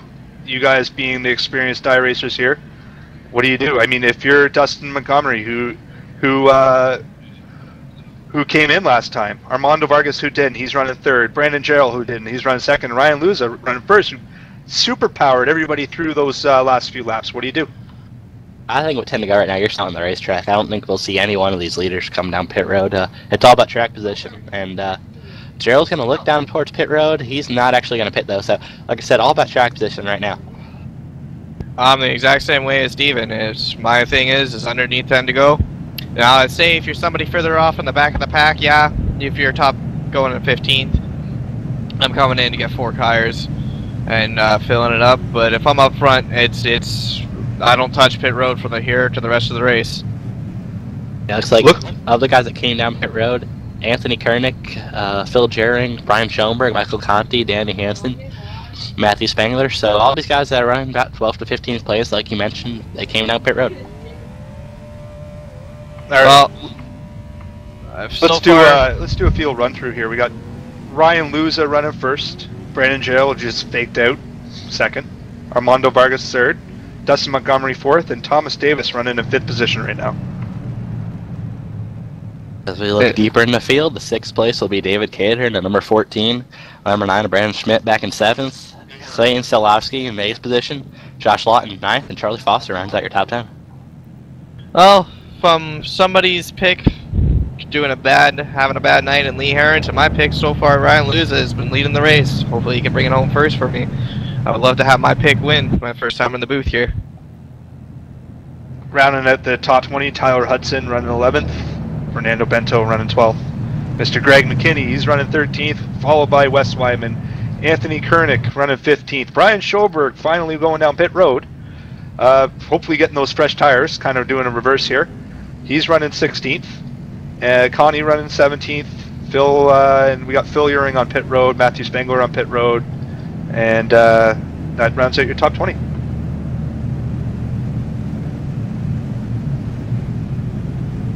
Yeah, so a lot of guys that took pit stops in the back. I believe the first one that took a pit stop right now is Anthony Kernick in 15th. Not sure how many cars he'll be able to pass here towards the end, and I don't know about Conti or Schoenberg either. We've seen them run about 15th place all night, so struggles for them all night long. I know they were hoping for a better run, but I know Conti asked me if I can grunt for him a little bit up here. I said he tends to do that during his broadcast, but I'm not really good at doing that. But luckily for him, and a lot of the drivers still on track, they haven't needed an ambulance yet tonight, so that's always a positive. Well, unfortunately, when you start getting into these big split races like this, if you miss that setup by a little bit, it turns out to about half a tenth or more on the track, and that's just how competitive these splits are. Steven, both me and you know, it's I guess if you miss that setup that 1 week, man, you're in the back, clawing, fighting for every position that you can get. Yeah, I know we both tend to run the big split A-class races, as I know you're planning on running for pro next season, as am I. We've seen you run very well. I know Homestead's the week you ran well, Kentucky, and I've had weeks where I haven't ran as well either, but sometimes you get lucky. Like I said at Homestead, I had a rough night compared to my teammates, and ended up getting a top 10 finish out of it. So it all depends on being in the right place at the right time when it comes down to the late stages of these races, for sure.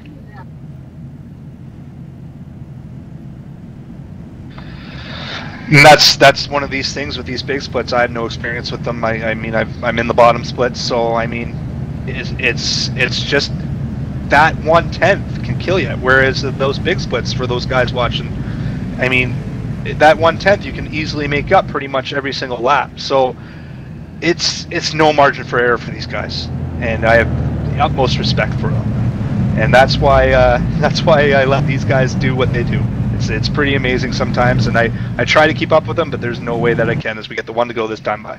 Yeah, I struggle to keep up with a lot of these guys as well. A few names in here I know they're definitely way faster than I am, and a lot of these guys have put on an impressive drive tonight. Ryan Luza, your leader, he's been very fast all night long, one of the top cars. We see him do this week in and week out, though, in this Class B series. He's been one of the dominant cars in basically every race he's entered this season. As like we said, lights are out on the pace car. We are going to have about a 6 or 7 lap shootout here. Hopefully we can do this without another caution, but if we get another caution, another couple ones, this race is going to be over, and unfortunately the fans aren't going to like it if it ends under caution. Should be an interesting finish as everybody's pulling their straps tight, putting it in gear, getting ready to go green for maybe one last time. We're going to have a 7-lap shootout coming to the green this time by as we're getting ready to go green. Lights are on the pace car that's going to make that hard left turn. Pace car is going to pull off here, lose this. So we're going to wait a little while, try to get a jump on and Gerald and Vargas. Vargas gets a shot from behind. Luza's going to go. Great restart by Armando Vargas. He's going to get almost to the pack bumper. Luza gets a favorite second spot from Brandon Gerald. As they head off into turn 1 here, the top 3 are going to sort themselves out, and further back you're going to have the 17 car, Thomas Davis and Dustin Montgomery battling side by side. As they kind of get that corner, we got Dustin Montgomery. He's going to try a little bit of a cross-mover move here on Thomas Davis, and it looks like it might work as they're going hard into 3. He's going to be able to make that stick. He's going to take over the 4th spot. See if Dustin can appear and challenge these guys on older tires than he has. I know if these guys keep battling, they won't have enough time to get to 15 or 16. The 15 going to take a move underneath Vargas here for the 2nd position now. Trying to lose this, starting to get away. Further back in the back here, we got Brandon Schmidt and the 22 and Josh Lofton going at each other. As we got Brendan Gerald up at the front, going by Mondo Vegas. And they're going to go 3 wide into turn 3. 3 wide, and it looks like everybody's going to make a stick. Nobody gets loose, everybody's not touching, and they're still 3 wide. We got the 7, Dustin Montgomery. We got Brandon Gerald and Armando Vargas trying to make this work. Montgomery almost in the grass there as they make that work through 3 and 4. No contact at all. Great drive by all these guys right now. Dustin finally underneath the 16. He's almost going to be able to take over that spot. The 17 going to look 3 wide. The 7's going to block him as the caution's out. And that's caution on the speedway here. Caution is on the speedway. I was going to say quickly there, the person who's going to like that type of racing was Ryan Luza. He was pulling away because of that. Looks like the 13 had made some contact, and Danny Hansen went around for a little spin there. Didn't hit anything, but I'm not sure if the race is over or not, though. We got 4 laps to go. It looks like it's going to be over. These cautions all night have been 4 laps. It looks like we're going to have a lot of pacing here, which is such a shame. I mean, we had a great battle going for second. 3 wide, up the top, up the bottom, crossover moves all over the place, and everybody stayed off of each other. Great racing there by all 3 guys there. Well, as Brendan Mercer was saying throughout the race tonight, this had big points implication. Well, unfortunately, the unthinkable has happened. Hudson's going to finish 9th, and Ryan Lewis is going to finish 1st. So that's a big point swing. And Brandon Gerald's in 2nd too. So I mean, that's there too. It's going to be pretty tight once all the math is done. I'm going to be crunching numbers here after this race just to make sure, but it looks like Luza and Hudson, is going to be tied for points here, and when it's all said and done. Not sure how many laps led Luza did, if he led the most laps or not. I think it's going to be pretty close, but looks like it's going to be a pretty interesting race going into Michigan for Week 11. Yeah, Hudson did lead a lot of laps, so I think he might take that prize, but Luza led a lot of laps too. I'm not really sure who led the most. Both these guys were out front for an extended period of time. Oh, unfortunately, you expect guys like Conti, Schoenberg, Herron, Hansen, and even Phil Juring, he was up front at the time. But like I said, you missed the setup, and you have some hard luck with Lee got involved in an incident earlier in the race, and your luck goes from top of the world to the bottom in the pits. John was just showing us a replay there of the incident, and I'm just queuing it up here right now. It looks like just hard racing there, side by side, going up, coming off a 4. I mean, Danny trying to make some moves there, trying to. Looks like he was on fresher tires, and looks like it just kind of lost it coming off the turn there. Yeah, tough break for Hansen. We saw him go around twice tonight, so looks like that J-Show setup was not really under them tonight. It looked very loose. They all seem to struggle. Now the best finishing J-Show driver tonight would be Michael Conti in the 16th position. So not the run they wanted, but it happens sometimes. So sometimes the big name teams will have bad runs, and there's not much you can do about it. Sometimes just don't hit the setup. I don't know if you guys saw the replay there. Speaking of J-Show and running where they were, Danny loses it, and then all of a sudden, parting of the seeds, Michael Conti and Brian Schoenberg, they just kind of split them. It was kind of an interesting little thing there, as I kind of saw in the replay there. Man, they made that their new team photograph in TeamSpeak. That's actually a good call. That would be a great photograph for TeamSpeak. Yeah, but we're going to take it through the rundown of the finishing order. This race will not go back green, so Ryan Luza will be a race winner. Ryan Luza takes home the win tonight. Second place will be Brandon Jarrell, so big points tonight for both those guys. Third place, Desmond Montgomery. Fourth place, Armando Vargas. Fifth will be Thomas Davis. Sixth, David Cater. Another good run for him. Seventh, Brandon Schmidt. Eighth, Clayton Salowski. Ninth, Tyler Hudson. And 10th, Josh Lawton. Finishing in 10th place is going to be Josh Lofton. 11th is going to be Charlie Foster. Greg McKinney is going to come home 12th. Fernando Bento is going to come home 13th. 14th is Wes Weidman. 15th is Phil Juring. And like we said, J-Show not having a good race today. 16th, Michael Conti. 17th, Brian Schoenberg. 18th, Anthony Kernch. 19th, unfortunately, had hard luck today, Lee Heron. And in the 20th position, Kyle McCormick. 21st, hottest driver in iRacing, Danny Hansen. Number 29, finishing in 22nd, Matthew Spangler. 23, Corey Henry. I think we saw him up in the front there for a little bit. He's finished, looks like 2 laps down. Casey Tucker. Sorry, Casey. He finished 6 laps down in 24th. Chad J. Lawton in the Gary Mercer Trucking Inc. Chevrolet. He finished 25th, 28 laps down. Matthew Wright, 37 laps down. Brian Day, 50 laps down. Mr. Ray, he's finished 68 laps down. Nick Ottinger, 86, and Tyler Burgess runs at your 30th place finish. He finished 98 laps down. So definitely a great race put on by these drivers. A lot of great racing. We saw 3 wide there towards the end. A lot of great side-by-side battles and big wrecks. So kind of what you expect out of the traditional Friday night showdown race. Well, I guess I'm going to say this now. 1 for 1 for picking the race winner. And can't wait. Hopefully, when we go to Michigan next week, they'll allow me back in the booth. Well, I think right here, just Ryan Luza just kind of stamped his way on here. I think he made a statement tonight. He was passing cars, those 6 cars. He just powered them all, and he had to make those moves when he had to, and just all of a sudden he was up there. He made it. He made it work, and he won the race. As we are coming to the finish this time by. Ryan Luza, a lot of great moves, a lot of power moves. Really got from the bottom lane, didn't seem to get tight, didn't seem to get loose. Seemed like his car was set up perfect tonight. So, great drive by Ryan Luza to take home the win. Yeah, Kyle, we could look into having you in the booth next week. You did a fantastic job. Your first time up, as Ryan Luza is going to cross the line. He's going to take the checkered flag, and he's officially our race winner. It was a lot of fun being up here in the booth today, and well, like I said, I would love to do this next week, but see if they're going to allow me back in the booth. John's pretty picky. How about you, Brian? How do you enjoy your experience? You know what? You guys called me last minute, see if I wanted to come in. I said, yeah, you know what? What's this? This is like the 27th, 28th race at ETV's broadcast for Gary Mercer Trucking. So I said, hey, got to try at least once, and I had a lot of fun. So hopefully we can maybe I can do it next week. I'll have to see what the schedule's like. We're usually pretty busy on Friday nights with Gary Mercer Trucking Trucks. So I think we're going to throw it to commercial. Good win for Ryan Luza, and we'll have your winners. Hopefully we'll have some of them top 5 finishers here. Before we do set to commercial, though, I want to say The Gary Mercer trucking truck's going to be busy towing Chad Lawton's car back tonight. Now we can send it down to commercial.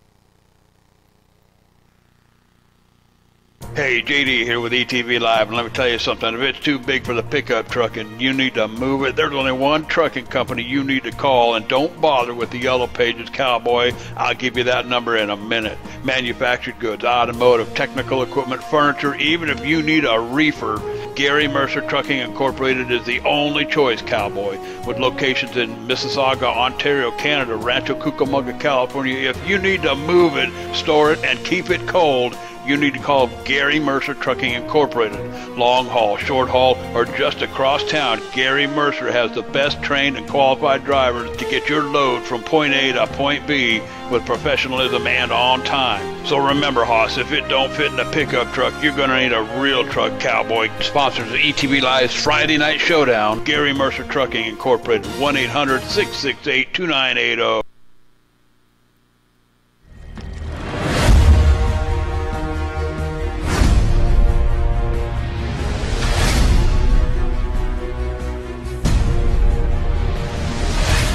So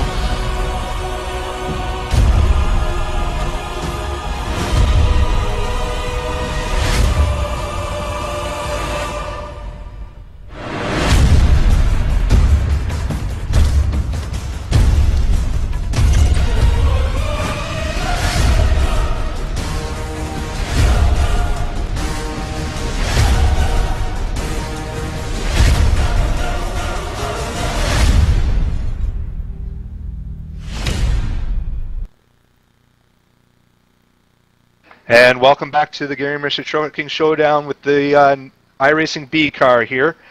And I think Steven is Steven's totting up with our winner there, Mr. Ryan Lewis. Yep, I've caught up with Ryan Lewis. Ryan, first off, tell us about your win tonight. thank you. Tell us how you're able to, when you pitted there 15 to go, tell us how you're able to charge through the field and take over the lead there. You started about 7th position. Yeah, that was a tough call there, but it turned out pretty good. Luckily, I had teammate Brendan Jarrell up in the lead, and he was able to count me down, make sure I got a good restart, and just was able to come through the field. I know Montgomery was giving me a run when I was trying to come through the field, getting on my bumper, made it tough. And once I got up there, caution came out. Yeah, you seem to have one of the fastest cars all night. Tell us about how your battle with all the Wheelman Inc. guys was early in the race as well. Yeah, it was a good battle. I knew they were going to be very tough from previous races this week. It was just, we had some good hard racing, clean racing. It was fun racing with them. It was going to be tough. They had a really good run. All right, Ryan, who would you like to thank for your help this week on the setup? Dirk Kalinowski did my base setup. I worked a little bit on it, but everybody on the team, Brandon Bowie, Brandon Jarrell, Justin Brooks, thank him for my paint scheme. Maybe gave me some good luck. That win's been eluding me the past few weeks. Just thank everybody for the hard work at Nexus.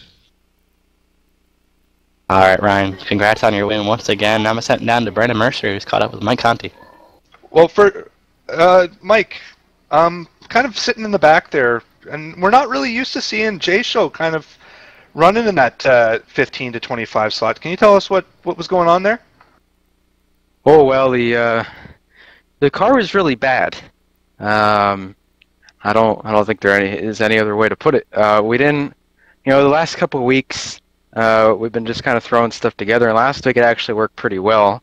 Although I think we're the only cars running skew last week, but it was really fast down the straightaway. It's kind of edgy though, but we were okay last week until we got wrecked at the end there. But this week, we didn't have any speed. We didn't have any speed with any setup that we tried. So I kind of threw the kitchen sink at it before the race, and we all kind of went into the race with the blinders on, not knowing what was going to come of it.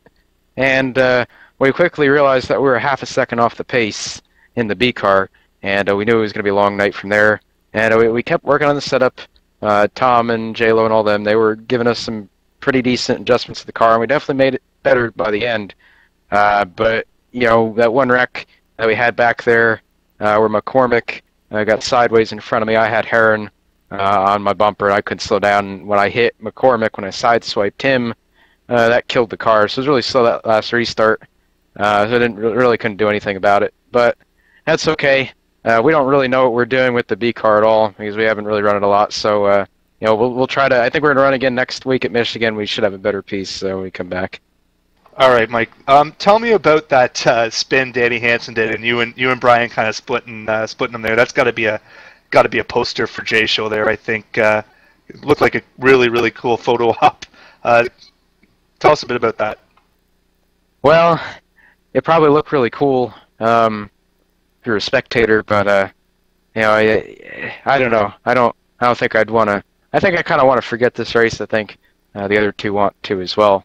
But you know what? I have to say though, as bad as we were, there was something about that race that just made it really fun. I don't know if it was just having to struggle a little bit and work on the car as the race went on, or it was different. You know, like you said, we're usually not terrible like that, and it was a different scenario for us tonight. We kind of learned what the adjustments will do to the car at the race, so we definitely picked up something there.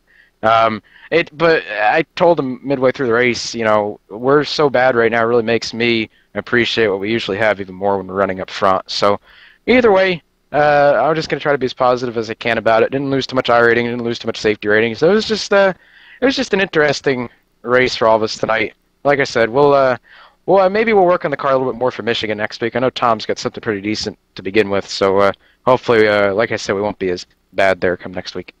No, it looked like you guys are having fun out there, and that's pretty much what matters here when it comes down to this B car. Tell us who makes it happen for you, Mike. Well, I guess I'll just thank Inside Sim Racing. I don't have another sponsor yet, so I'll just thank everyone from last season. Inside Sim Racing, our seat USA, still racing in it, and the seat's awesome, and I don't have back pain anymore because of it. So definitely need that seat tonight to keep me calm. Everybody else, Pro Geek will probably be on board next season with Matt Salos. We'll give them a shout out now. JD Laird for painting the cars up, and just everyone on the team for making what was really a train wreck race sort of enjoyable in a way. So can't thank them all enough. Like I said, we'll come back next week at Michigan and in the future, and hopefully we'll be a little bit stronger than that. All right, thanks for stopping by, Mike. I'm going to send it back up to Steven and Kyle and for final thoughts. Yeah, today was definitely an interesting race. I enjoyed watching it from a broadcaster standpoint. A lot of great battles, like we mentioned earlier. A lot of great racing, some big wrecks, some ambulance were called upon, as Adam Gillen would mention. So I enjoyed doing it. Kyle, do you enjoy it as well up here for your first time? Yeah, it's definitely a different view. Usually I'm out on the track having a lot of fun, but no, it's fun up here in the booth. Like you said, it was a lot of great racing. I'm surprised that you did see a little bit of the draft. But you didn't see as much as the effects of it that you would normally do if people getting sideways and just messing everything up with that draft. But we're going to send it to Brendan if he has any final thoughts here. This was a fun race. Charlotte's one of my favorite tracks to watch. It always has been. And I know we had a few cautions here tonight, but it still didn't take much away from the racing. And I'd like to thank ETV for putting this on every week. I know they jumped on board for the last 4 weeks, but they put on 23 races before that, and that was 26 races before that, and that was pretty amazing in itself. And I can't thank ETV enough for giving Mercer Trucking the exposure. So with that said, see you next week, and keep on racing, fellas.